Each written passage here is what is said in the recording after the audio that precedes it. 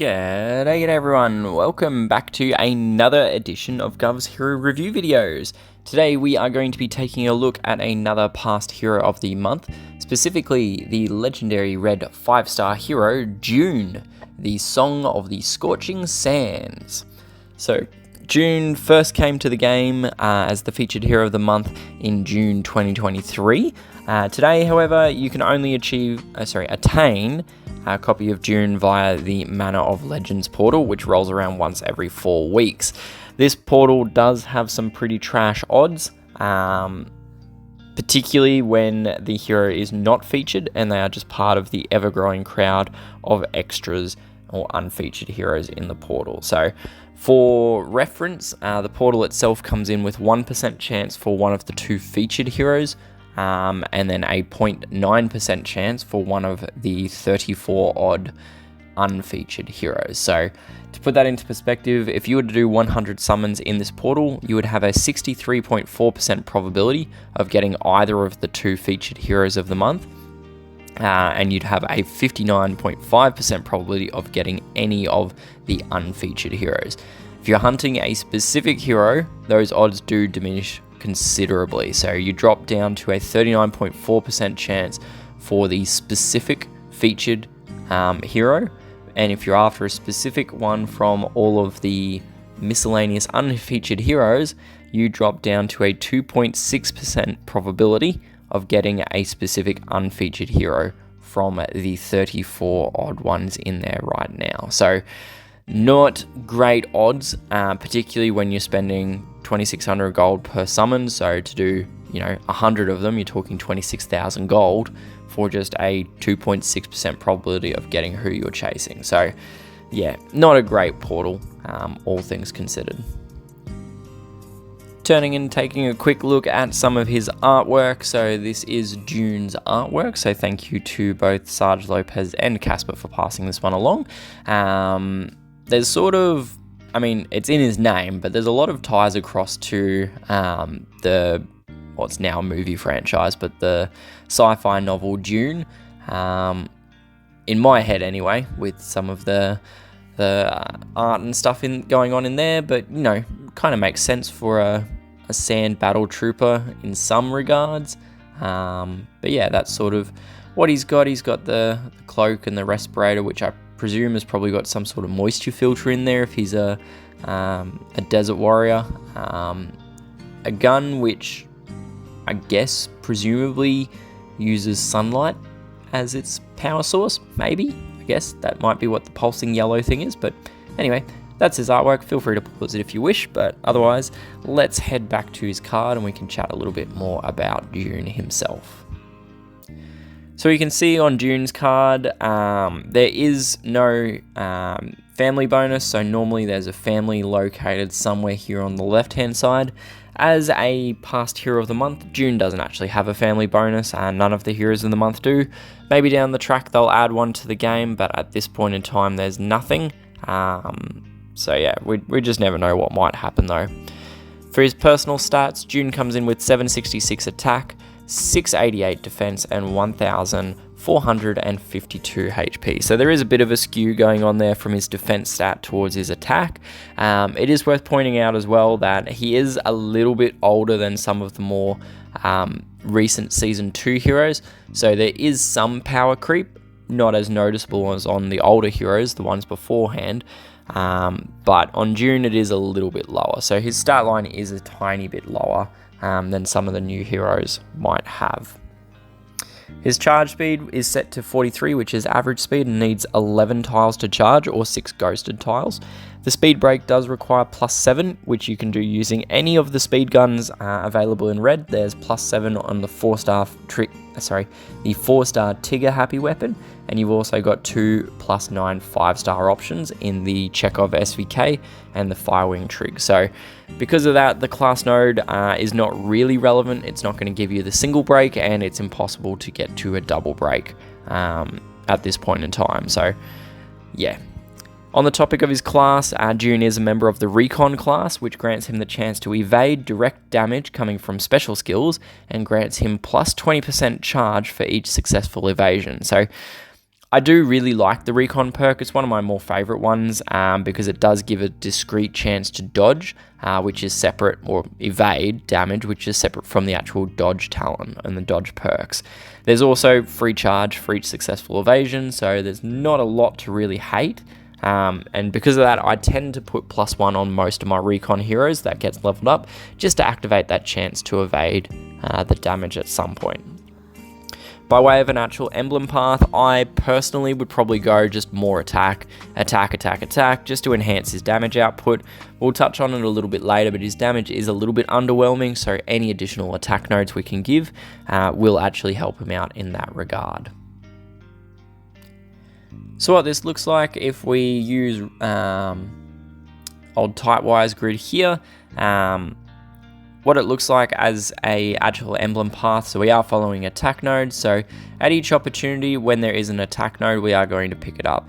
As I mentioned, speed node, not of overt relevance, in the case of Dune, so we can just keep going down and ignore that node. I would probably stop at +18. The 19 and 20 nodes, neither of them are really of much value to a Recon class hero, so you can stop at +18, which is your last attack node anyway. So that's sort of the path that I would personally follow to do Dune, if I was to put emblems on him. Well, I mean, I've got to draw him first, but yeah, that would be the emblem path that I would follow for Dune. So, flipping back into the portal right quickly, and we can take a look at his special skill. So his special skill is titled Sandstorm Burst, and at level 10 skill and 43 charge speed, it will deal 200% damage to the target and nearby enemies. It will then apply the Blaze ailment to the target and nearby enemies, which removes 368 HP over 2 turns. If the recipient dies while the Blaze ailment is still active, the nearby enemies will then get the Blaze ailment for 2 turns as well. There's also an attack debuff that he applies to the target and nearby enemies, which is an accuracy debuff for -38% accuracy for 3 turns to the target and nearby enemies. So let's have a quick moment and let's break that apart a little bit, starting with the direct damage component. So damage, as always, is difficult to consistently calculate on multiple situations, just because there's a lot of variability that feeds into the calculation itself, like defense stats and so. Instead, what we do is I compare heroes based on their attack power, which is analogous to their damage output in the end. So attack power is just a hero's attack stat, 766, multiplied by the percentage in their special skill, and we can see in the case of Dune, that comes out as an attack power of 1532. Normalizing it against the tiles that he needs to charge, so the 11 tiles, we come out with an attack power per tile of 139, which lands Dune on this list as number 9 of the 11 DOA 3 options. So not great by way of a damage dealer.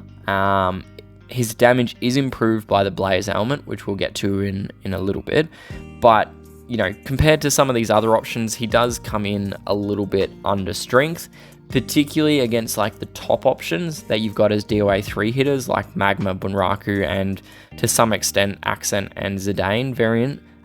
There's kind of a middle of the pack, but even then, Dune is kind of a step behind even the middle of the pack. So not really a great option.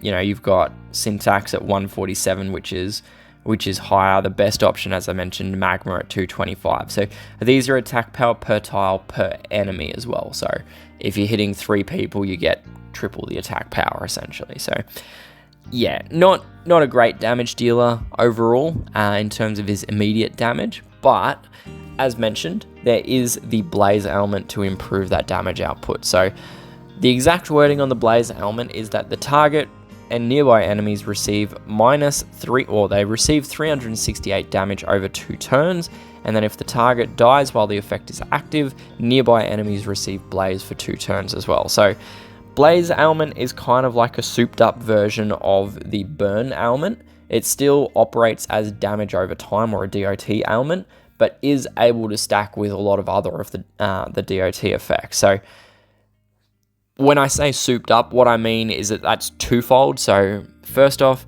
normally Burn Ailment is 103 damage per turn for 309 total damage over the 3 turns. Blaze Ailment, by comparison, is 184 damage per turn, but usually only lasts 2 turns. So it's a higher magnitude per tick, but it's on it's a reduced time period. So it is, as I mentioned, a 2-turn effect versus 3 for the burn. So that's sort of just showing that it's that souped up version.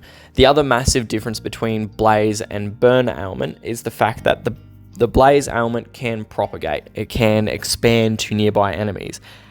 So if someone that has Blaze Ailment dies during the course of those turns, the Blaze Ailment will then apply immediately to the nearby enemies as well. So, if you target, the tank, they get the Blaze Ailment, you kill them, then it will immediately propagate onto the nearby flanks as well. So, a couple of things to note with this effect. So, number one, as is the case with all DOT effects, it is very dependent on what level the special skill is. So, what I mean by that is that each time the special skill steps away from level 10, it loses 16 blaze or 16 damage over the 2 turns. So if you drop it back to 6 out of 10 level, your Blaze Ailment is only doing 294 damage over 2 turns compared to the 368 at level 10. So it does require a high skill book sync in order to get the full effect of the Blaze Ailment. The second thing, which is actually kind of interesting, is that Dune does the Blaze Ailment to the target and nearby enemies. Traditionally, Blaze has been single target only. All of the other instances of Blaze in the game were single target only until Dune came along, and more recently, Hex as well. What's interesting about Dune doing target and nearby is that if you target the tank, you are by default putting the Blaze Ailment on the 2 flanks as well. If you then kill the tank, the way the skill is written is it says that the nearby enemies will get Blaze Ailment for 2 turns. Now, you can't have 2 Blaze Ailments active at the same time, so what ends up happening is the new ailment replaces the old one, so it effectively refreshes the duration of the Blaze Ailment. So if you basically have this happen after 1 turn, or even if you get really lucky and time it right after the 2 turns, you can effectively get 4 turns worth of Blaze Ailment on the 2 flank heroes with 1 cast of Dune, which is pretty awesome because that's, a lot of damage. That's over 700 damage that's being done from the Blaze Ailment alone. So a little bit interesting, that situation, and definitely worth trying out if you're able to. The final part of Dune's skill is the Blind Ailment. So this is the target and nearby enemies get minus 38% accuracy for 3 turns. This effect also applies a chance to miss for special skills as well. So I really do like the Blind Ailment as a general action or a general effect in battles. It works in a very similar fashion to dodge in that it decreases the likelihood of you taking damage.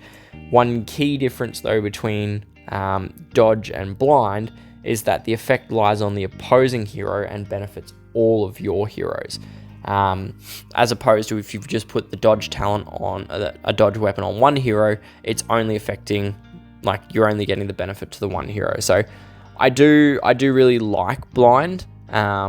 You do have to be a little bit careful with your targeting because it can result in a similar sort of thing as the dodge ailment or the dodge buff, where you target 3 heroes on the left hand side of the battle, but then the bloke on the right side charges their skill, and they're not blind. So it is very, very good with some selectivity in your targeting and your timing as well. So 38% in the skill, it is standard. For the Blind Ailment, it is very normal across all of the 3, 4, and 5-star blind heroes. In fact, up until this current month, March 2024, every blind hero in the game did minus 38% accuracy. Hex is kind of the exception, coming in at 58% accuracy loss, but Dune is very standard in that regard. There is also another interesting thing, which is blind is double the likelihood of dodge. So blind is 38%, dodge is typically 16%. So just a little bit of extra stuff in there. But yeah, anyway, I really do like the blind ailment. It does work really staggeringly well, particularly when then you layer it with a dodge gun as well. So if you go blind ailment and dodge gun, those two effects are calculated separately, so it's effectively offering two opportunities to miss out on taking the damage. You couple that again with the recon class of Dune, and it drops the likelihood of Dune actually being hit down substantially. So it is quite a good effect, particularly if you're wanting Dune to survive a couple turns. So overall, I think that Dune is a fairly okay hero. There is the obvious elephant in the room with all of this, which is that his direct damage, it isn't fantastic. And that's always a downer on these heroes, particularly when they're geared predominantly to be a damage dealing hero. Yes, there is the Blaze element, right? It is improved dramatically by the Blaze element. The issue with relying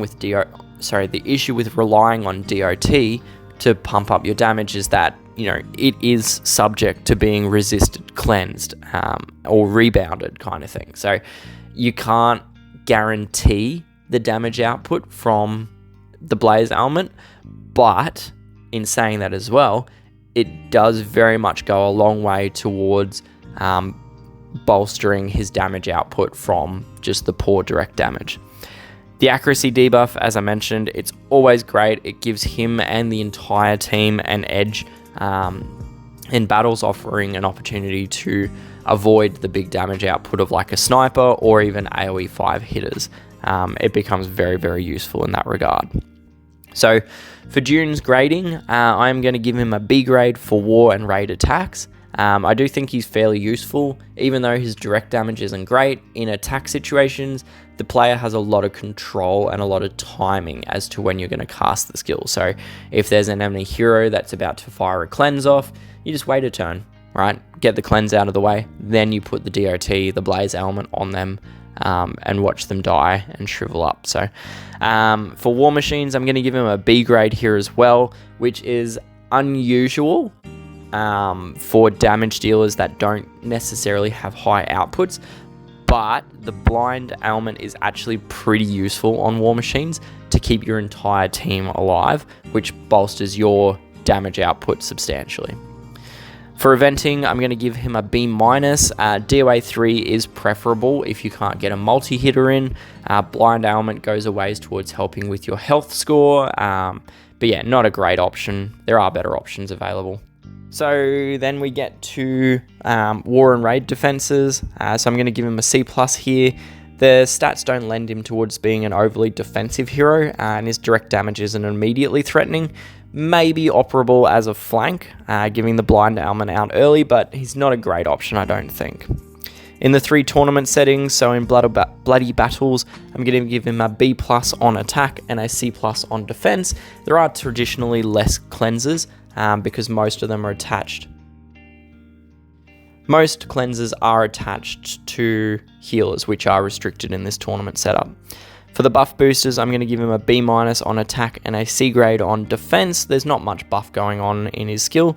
And on charged attack, I'm going to bump him up to being a B+ on attack and a B- on defense, because he does get a speed improvement from 43 up to 65.